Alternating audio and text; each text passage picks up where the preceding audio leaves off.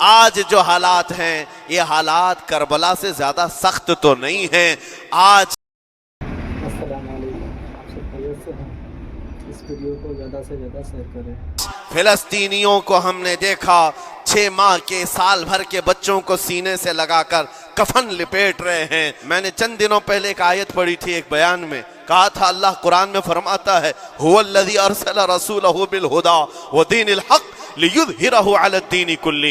وہ اللہ ہے جس نے حق دین کے ساتھ اپنے رسول کو بھیجا ہے اور ہدایت کے ساتھ اپنے رسول کو بھیجا ہے. کیوں بھیجا ہے؟ لیظہرہ علی الدین کلہ، تاکہ وہ رسول پوری دنیا پر یہ دین غالب کرے. سٹیج پر بیٹھ کر چلاتے ہو، کئی کرسیوں پر بیٹھ کر کہتے ہو کہ تمہارا دین غالب آئے گا. تمہارا دین تو آج ٹکڑے ٹکڑے کیا جا رہا ہے، کوئی کچھ نہیں کر پاتا. ان ظالموں کو میں یہ کہتا ہوں، ان تمام حالات سے تم ہرگز یہ مت سمجھنا کہ دین غالب آئے گا. چاند پر بھی گہن لگتا ہے، لیکن جب گہن چھٹتا ہے تو چاند پورے آب و تاب کے ساتھ چمکتا ہے. وَفِي ذَلِكُمْ بَلَاءٌ مِّن رَبِّكُمْ عَظِيمٌ. یہ ہے فرمان اللہ کا. یہاں میں یہ ٹکڑا اگر بیان کر دوں تو آج آپ کے دلوں کے اندر ایک یقین پیدا ہو جائے گا. آج کے حالات کے مطابق فرعونیوں کا اس قدر سخت عذاب کیوں تھا؟ رب تعالیٰ فرماتا ہے اے مومنو، ان تمام معاملات میں اللہ کی طرف سے تمہارے لیے ایک بڑا امتحان تھا. آج اگر امت مصطفیٰ پر گہن لگا ہے اپنے ان تمام نوجوانوں سے جو ابھی ان فوان شباب میں داخل ہوئے ہیں، ابھی یہ دنیا کو دیکھنے کے قابل بنے ہیں، میں ان سے کہتا ہوں ان آندھیوں سے، ان طوفانوں سے گھبرا کر کے نہ تمہیں دین بدلنے کی ضرورت ہے، نہ تمہیں اپنا مسلک و مذہب بدلنے کی ضرورت ہے، بلکہ میں یہ کہتا ہوں نہ گھبراؤ مسلمانوں، ابھی خدا کی شان باقی ہے، ابھی اسلام زندہ ہے، قرآن باقی ہے. یہ ظالم کافر کیا سمجھتے ہیں جو روز ہم سے الجھتے ہیں؟ ابھی کربلا کا آخری میدان باقی ہے. مصیبتیں دیکھ کر کے بھی وہ کہتے ہیں اللہ ہمارے ساتھ ہے. ان کے گھر اڑا دیے گئے، تباہ کر دیے گئے، راکھ میں بدل دیے گئے. دجالی میڈیا وہاں جا کر کے ان کے زخموں کو کھرید کر کے پوچھتا ہے تمہارا مال کیسے آئے گا، تمہارا گھر کیسے چلا گیا. لیکن ان حالات میں بھی وہ مسکرا کر کہتے ہیں اللہ نے دیا تھا، پھر اللہ ہے اور اللہ دے گا. یریدون لیطفئوا نور اللہ بافواہہم. قرآن میں اللہ فرماتا ہے کفار و مشرکین اپنے منہ کے پھونکوں سے اللہ کے اس چراغ کو بجھانا چاہتے ہیں، اللہ اپنے اس چراغ کو مکمل کر کے رہے گا. تو ہی وہ خدا ہے جو ابابیلوں کو بھیج کر ابرہہ کو ہلاک کیا. تو ہی وہ خدا ہے جو بدر میں اپنے نبی کے لیے 5000 فرشتوں کو اتارا. اے مولا تو ہی وہ خدا ہے جو یونس علیہ السلام کو مچھلی کے پیٹ سے زندہ سلامت نکالا. تو ہی وہ خدا ہے جو ابراہیم علیہ السلام کو بھڑکتی ہوئی آگ سے زندہ محفوظ فرمایا.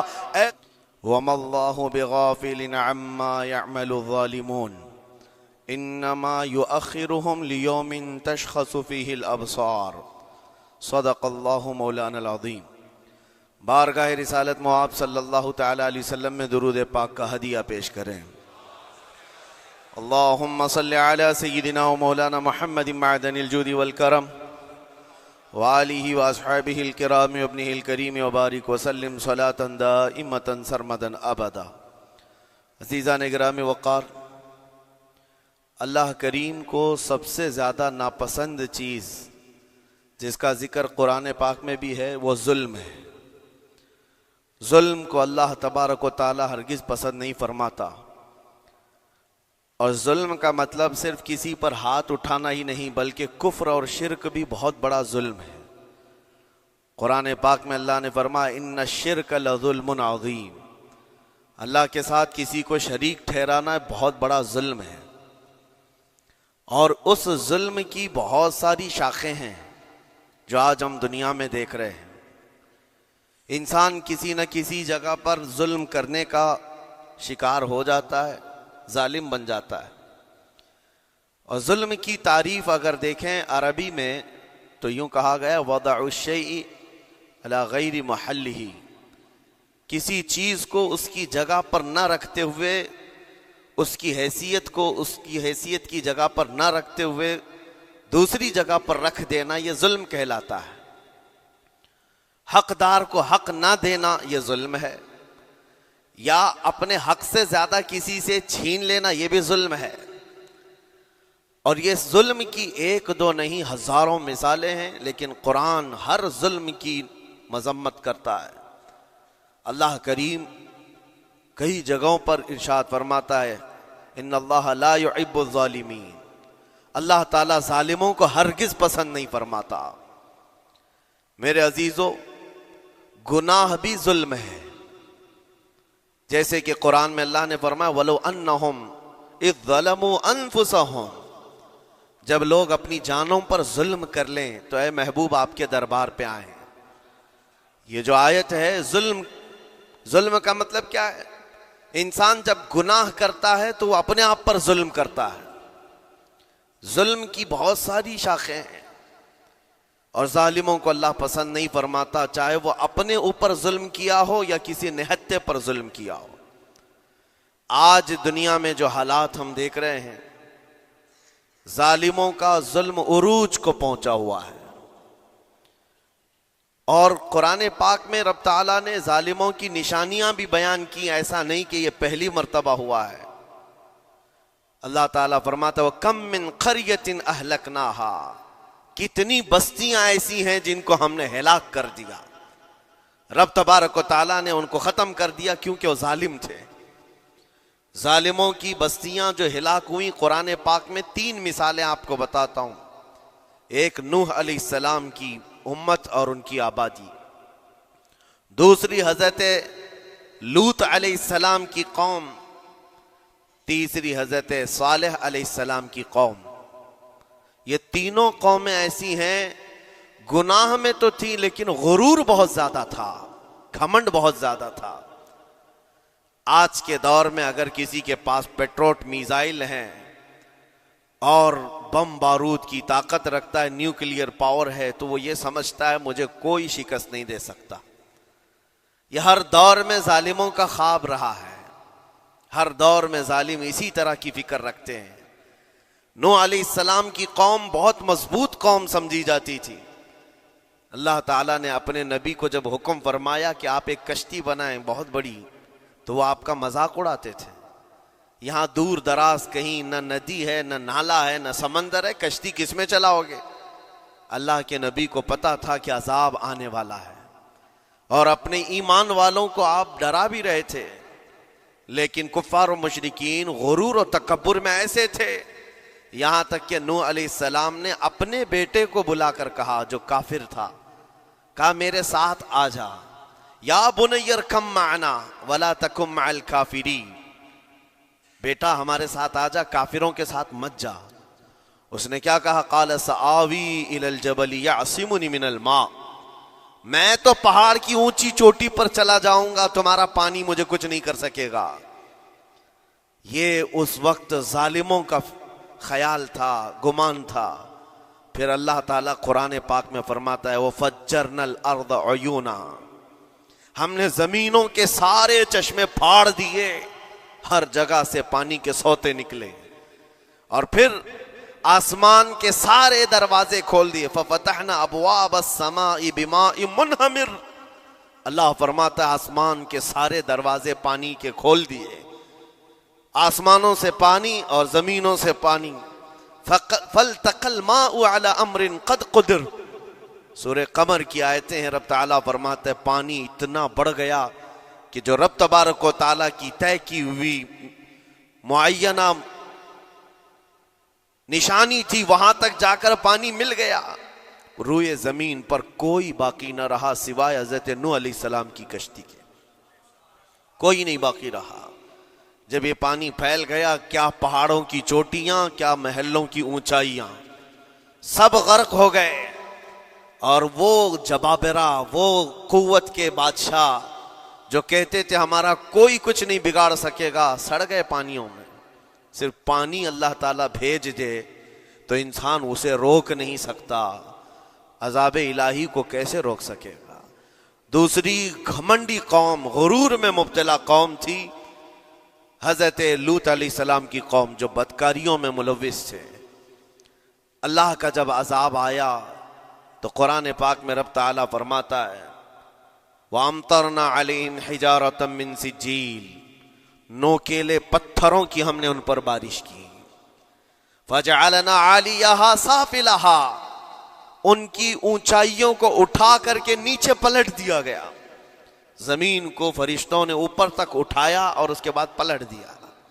یہ پوری بستی غرق ہو گئی، ختم ہو گئی. یہ بستی بھی وہی تھی جس کو حضرت لوط علیہ السلام بار بار تنبیہ کرتے تھے کہ ظلم سے بچو، ظلم سے بچو. ظلم اللہ کے عذاب کو دعوت دیتا ہے، لیکن وہ مذاق اڑاتے تھے. اور جب ہلاک و برباد ہو گئے، ختم ہو گئے، ان کی نشانیاں بھی باقی نہیں رہی. وہ پتھروں کی بارشیں کہاں ہوئی تھی واللہ عالم.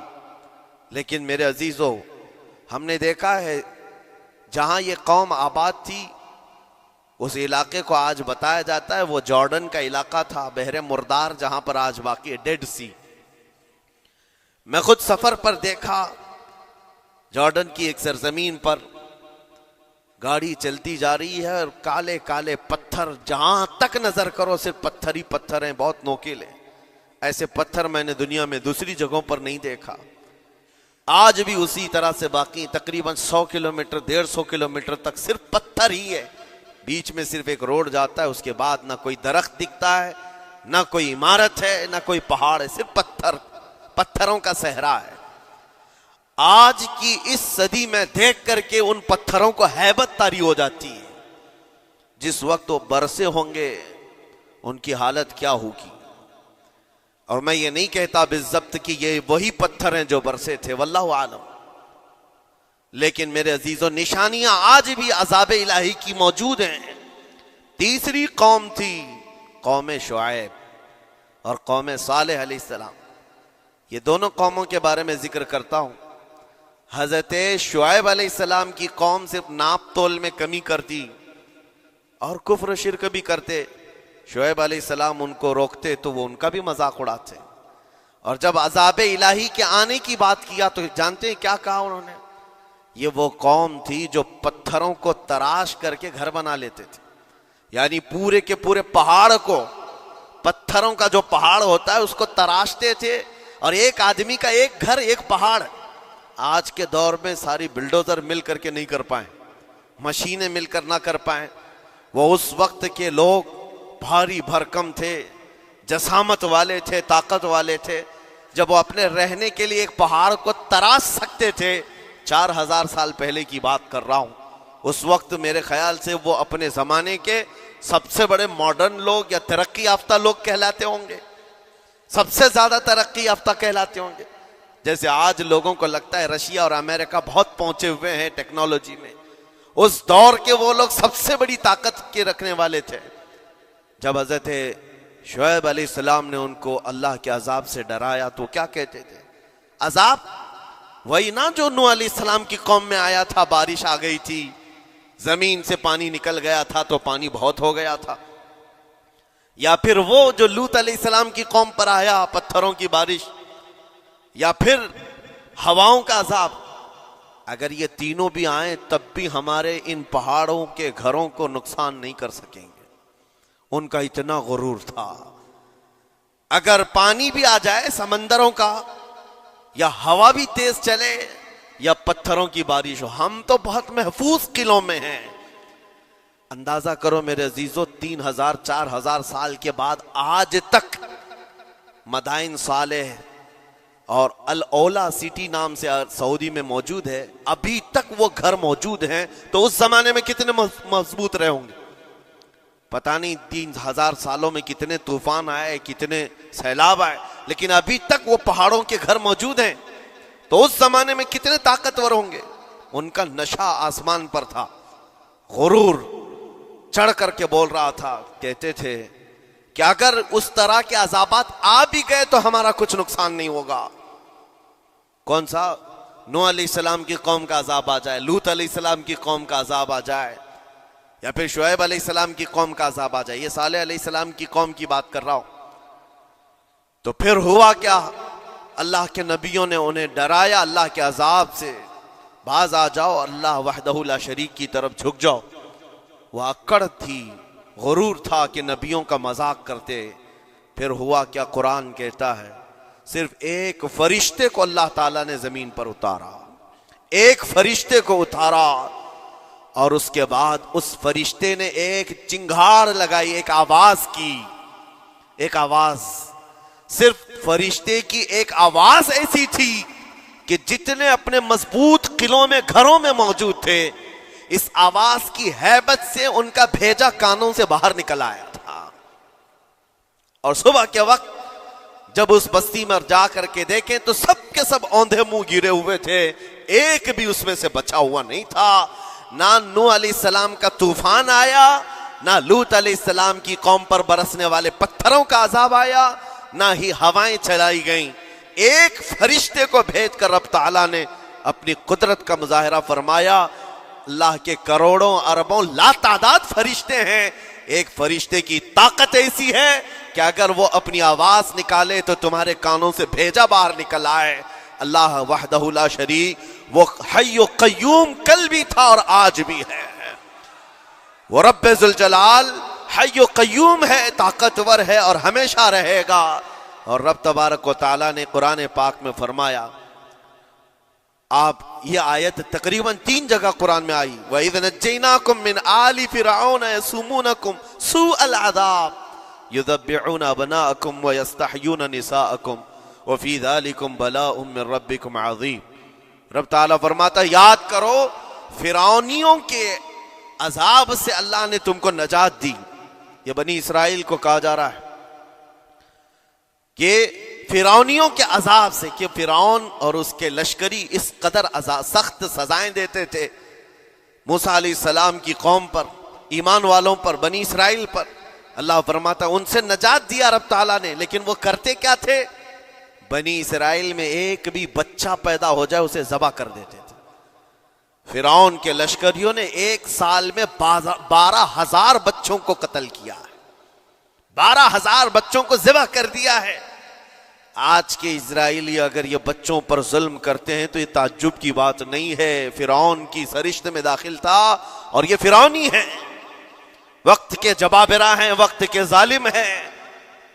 12,000 بچوں کو قتل کر دیا تھا فرعون اور اس کے لشکریوں نے، اور عورتوں کو زندہ چھوڑ دیتے تھے۔ قرآن میں اللہ تعالیٰ نے فرمایا 3 جگہ آئی آیت، لیکن اس کے ساتھ رب تعالیٰ یہ بھی فرماتا ہے یہ سخت ترین سزائیں دیتے تھے فرعونی، اللہ نے ان سے تم کو نجات دیا، لیکن یہ سزائیں کیوں دیتے تھے، یہ عذاب کیوں تھا؟ وَفِي ذَلِكُمْ بَلَاءٌ مِّن رَبِّكُمْ عَظِيمٌ، یہ ہے فرمان اللہ کا۔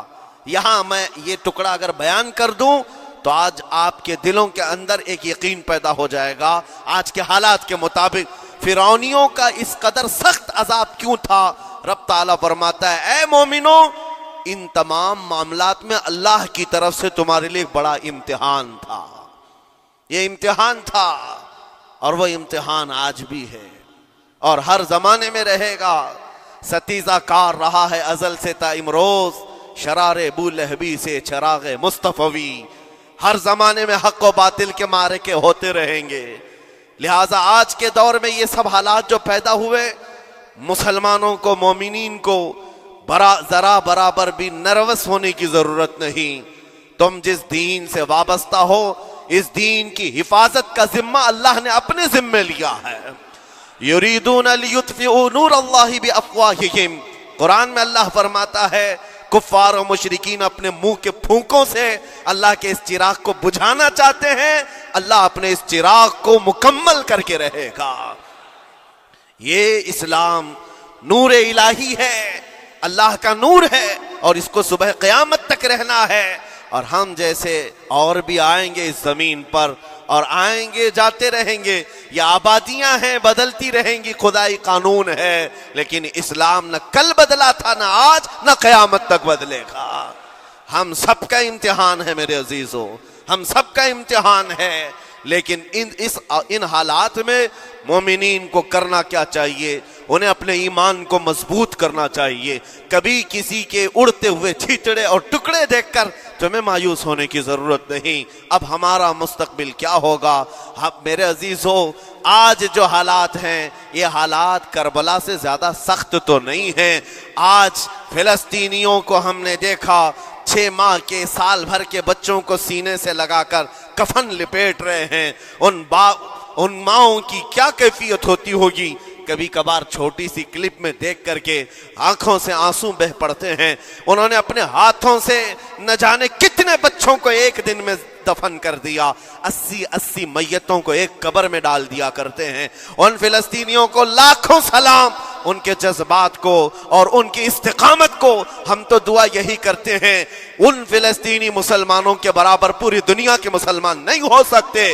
ہم تو ایک ناشتے پر صبر نہیں کر پاتے, وہ اپنے 10 بچوں اور خاندان والوں کے کٹے ہوئے چھیٹڑوں پر بھی کہتے ہیں اللہ ہمارے ساتھ. ساری مصیبتیں دیکھ کر کے بھی وہ کہتے ہیں اللہ ہمارے ساتھ ہے. ان کے گھر اڑا دیے گئے, تباہ کر دیے گئے, راکھ میں بدل دیے گئے.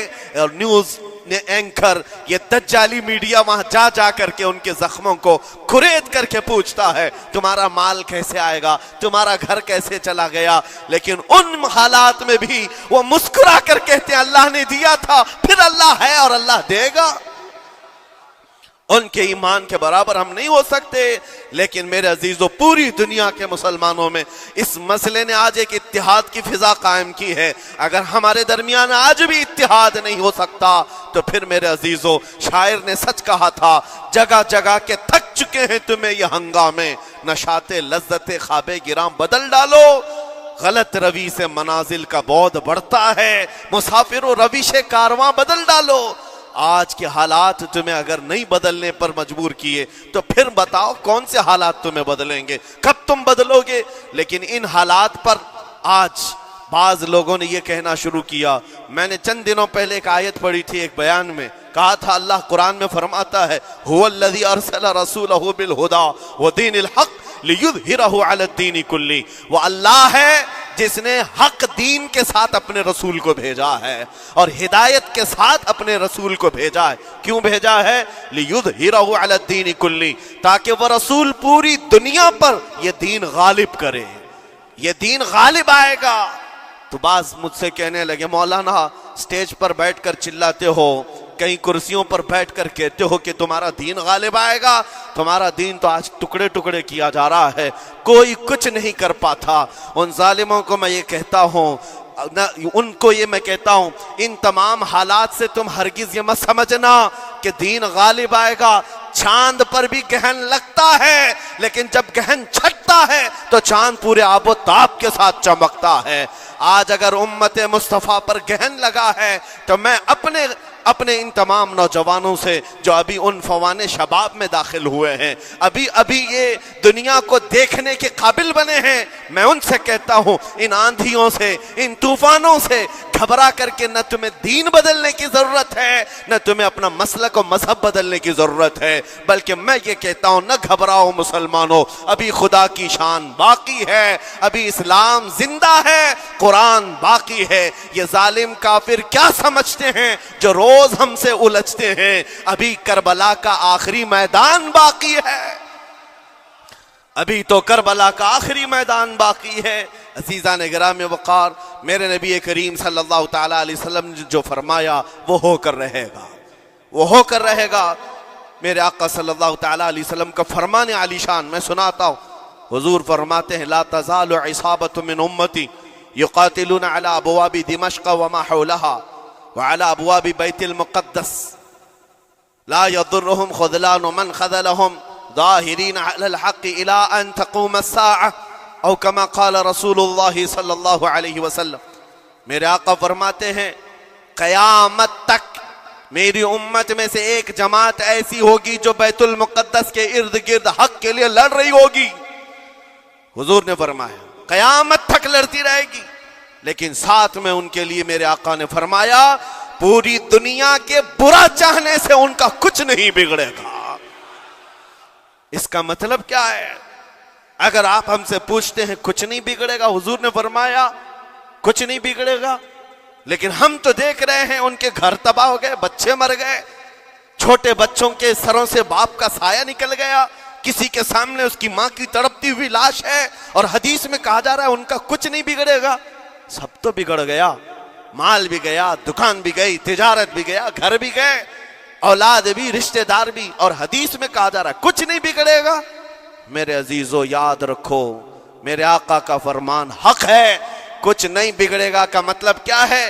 یہ تمام اسباب جانے کا مطلب یہ نہیں ہے کہ بگڑ گیا، بگڑا تو اس کا ہے جس کا ایمان بگڑ گیا، ایمان جس کا گیا اس کا سب بگڑ گیا۔ اور ہم نے ان بچوں کو دیکھا ہے آج، ارے رات کو سوتے ہیں تو انہیں پتہ نہیں ہوتا صبح ہوگی بھی کہ نہیں ہوگی، لیکن اس کے باوجود ایک دل دہلا دینے والی بات میں بتاتا ہوں، مصر کی سرزمین سے لوگ پانی کے بوتلیں اور ڈبے اٹھا اٹھا کر کے بارڈر پر جا رہے ہیں، لیکن فلسطین غزہ کے وہ مسلمان کہتے ہیں اپنا پانی تم رکھو، اللہ کریم ہمارے لیے کہیں سے اپنی ہی زمین سے پانی عطا کرے گا۔ ان کو لوگ کہہ رہے ہیں کیا آپ نہیں دیکھ رہے وقت کا بڑا فرعون روز الٹیمیٹم دیتا ہے 24 گھنٹے میں علاقہ خالی کرو، نکل جاؤ، گھر خالی کرو۔ کیسا ایمان ہے تمہارا کہ آنے والی بڑی بڑی میزائلوں کا اپنے سینے سے مقابلہ کرتے ہیں اور کہتے ہیں کل سے ہم یہی تھے، آج بھی یہی ہیں اور یہی رہیں گے اور اسی مٹی میں دفن ہو جائیں گے۔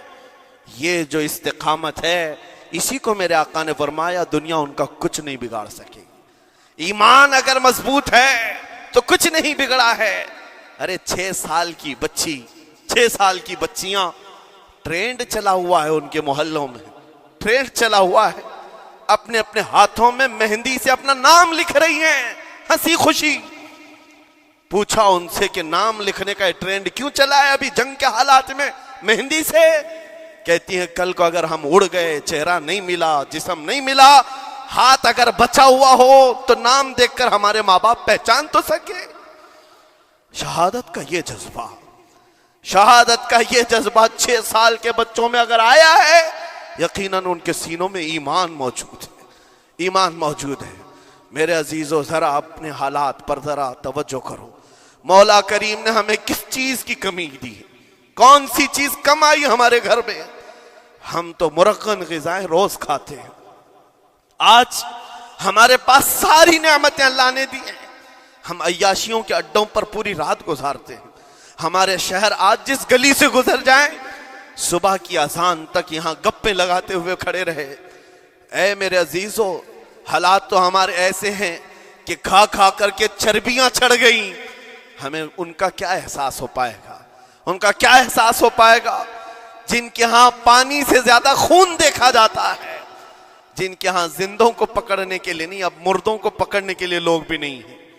عزیزان گرامی وقار، جنازہ اٹھانے کے لیے لوگ پورا دن انتظار کرتے ہیں، کوئی نہیں ہے پرسان حال۔ ان سب حالات کے باوجود میں نے ایک بچے کو بھی وہاں سے یہ کہتے ہوئے نہیں سنا کہ ہم پر بہت بڑا ظلم ہو رہا ہے، ہم کو یہاں سے نکال لو، مدد کرو، کوئی آؤ، نہیں۔ وہ سب صرف اتنا ہی کہتے جو کچھ ہو رہا ہے ہم اللہ کے پاس جا کر کہیں گے، یہ سارے معاملات ہم اللہ کی بارگاہ میں شکایت کریں گے۔ یہ ہے ایمان، یہ ہے استقامت۔ اور میرے آقا صلی اللہ تعالی علیہ وسلم کے فرمان عالی شان کے مطابق ان کے لیے اتنی ہی بڑی دولت کافی ہے۔ آخر میں میں اتنا کہوں گا، اسرائیل کے کتے اور ظالم مل کر اینٹ سے اینٹ بجا دیں، ان کے ٹکڑے ٹکڑے کر کے راکھ کر دیں، تب بھی ہم کہیں گے فتح تو بیت المقدس کی ہی ہے، فتح تو ان مظلوموں کی ہے جن کے پاس کھونے کے لیے کچھ نہیں تھا، پھر بھی وہ ڈٹے رہ گئے۔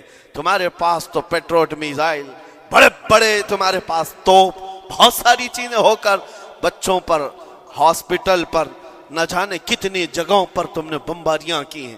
مجھے حیرت ہوتی ہے پوری دنیا آج بھی خاموش تماشائی ہے۔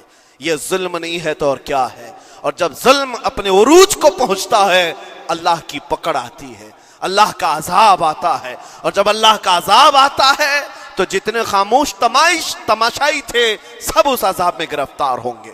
اس لیے میرے عزیزو، آپ ہم سے اگر یہ پوچھتے ہیں ہمیں یہاں بیٹھ کر کرنا کیا چاہیے، ہم کیسے کریں، تمہارا دل اگر رو پڑا ان کے دردوں سے، یہ بھی لکھا جائے گا، یہ بھی لکھا جائے گا۔ یہ بندہ جا تو نہیں سکتا تھا لیکن اپنے بھائی کے درد میں ایسا بے قرار تھا کہ اس کا کھانا چھوٹ گیا تھا، ایسا بے قرار تھا کہ اس کی نیندیں ختم ہو گئی تھی، یہ بھی لکھا جائے گا اللہ کی بارگاہ میں۔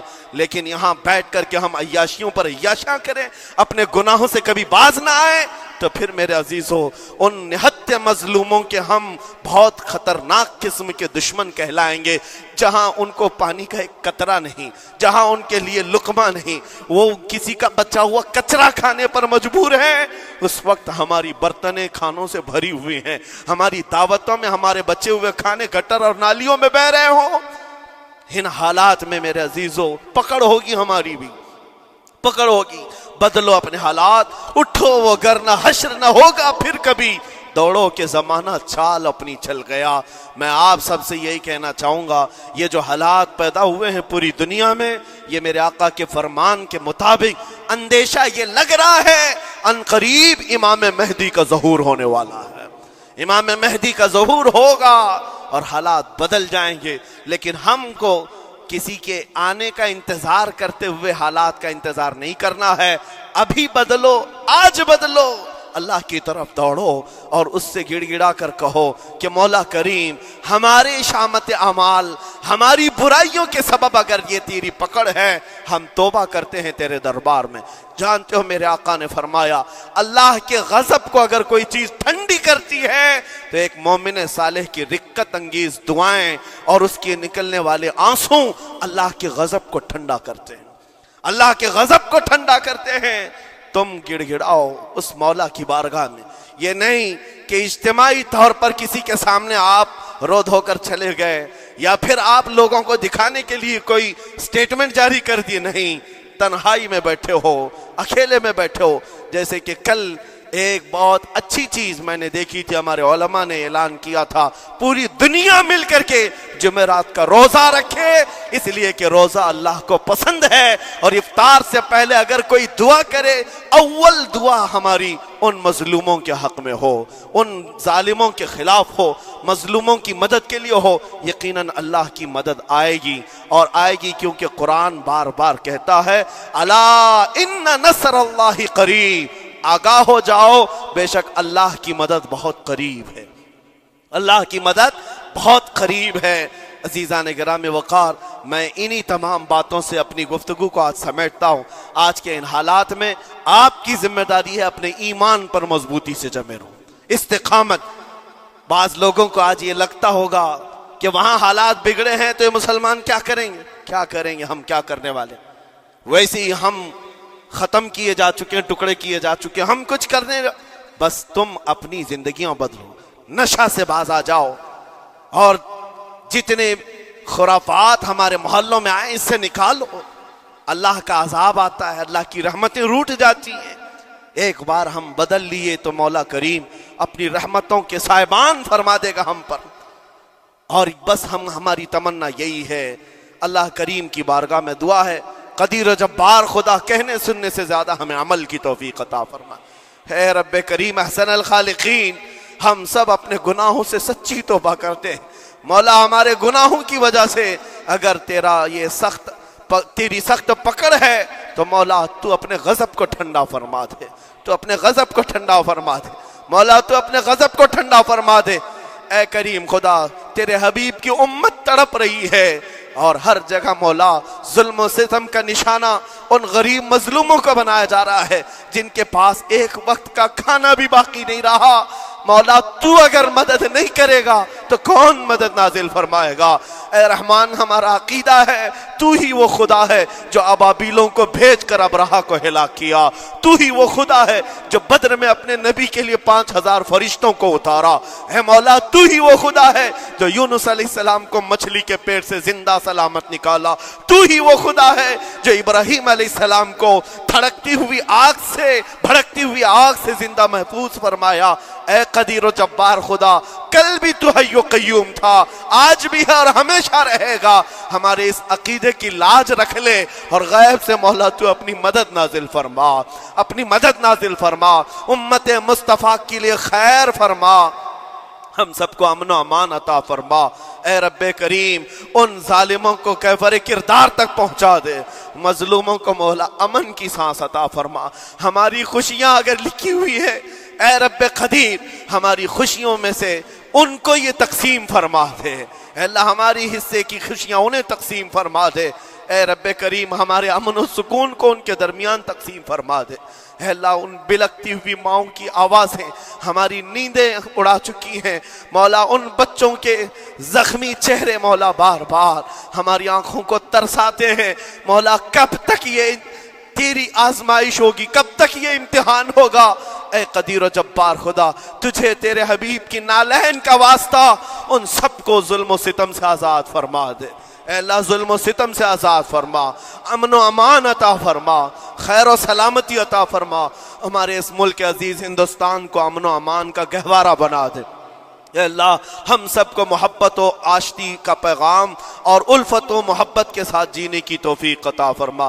مولا ہماری دعاؤں کو حضور کے صدقے قبول فرما۔